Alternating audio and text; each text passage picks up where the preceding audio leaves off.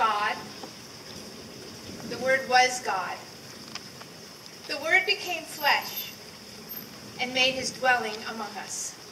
Yes, how awesome is that?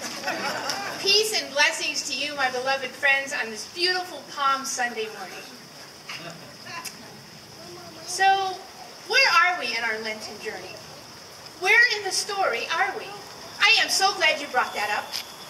So, we've left Jericho.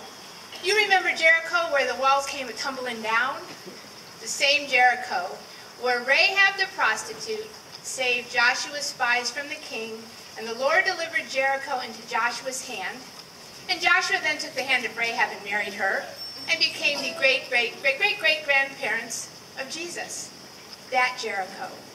The Jericho where a few nights ago Jesus had dinner with Zacchaeus. You remember Zacchaeus, the wee little tax man, the unclean sinner Jesus sat at the table with? Well, that irritated the Pharisees. So we're leaving Jericho and we're going to Jerusalem because it's time for the Passover, the biggest holiday ever. Sort of homecoming and spring break all rolled into one. And they did not take the road less traveled. No, my friends, they took the I-17 of their day. It would be like coming from Prescott down to Phoenix. And along the way, Jesus made a stop. Now, folks going from Prescott to Phoenix could stop in Black Canyon City for some pie. Jesus stopped in Bethany to hang out with his friends. Now, you remember Mary and Martha? They'd already had Jesus to dinner once. And Lazarus, their brother, was there. The one Jesus raised from the dead. Well, that really annoyed the Pharisees. You know, it wasn't Jesus himself they found quite so annoying. It was what he kept doing, and on the Sabbath, and what he kept saying to them. All those sarcastic, critical questions, all those mysterious, confusing answers.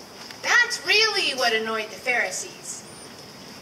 The Pharisees were annoyed with John the Baptist, but then he pointed them to that carpenter from Nazareth, and they really got annoyed. They were counting on Jesus making it to Jerusalem for the Passover. They had plans. They'd been plotting and planning, murmuring, putting their own spin on Jesus' actions the entire time he was doing his ministry. So we're going from Jericho, we've stopped at Bethany, we're hanging out with friends. Well, they got to Bethany on the Sabbath, and Jesus, being the good Jewish boy that his mama raised him to be, knew not to walk anywhere on the Sabbath. No need to annoy the Pharisees needlessly. So on the first day of the week, Jesus gathered up his disciples and all the folks following behind him and went into Jerusalem. He'd already tried to prep the disciples, and like us, it fell on deaf ears. They went and got the donkey. Now, I don't know how many of you have ever raised livestock, but they brought in a foal, a yearling, a baby, never broken, never had a body on its back before. And I'm thinking Jesus was probably not overly tall because foals are not overly tall themselves. And I'm thinking he probably maybe rode side saddle because otherwise his toes would drag in the dirt. I'm not sure about this. In my mind, it's like coming into Phoenix in a pimped out BMW Bug. Think about it. So they've laid their cloaks down on the highway. They've spread their palms out.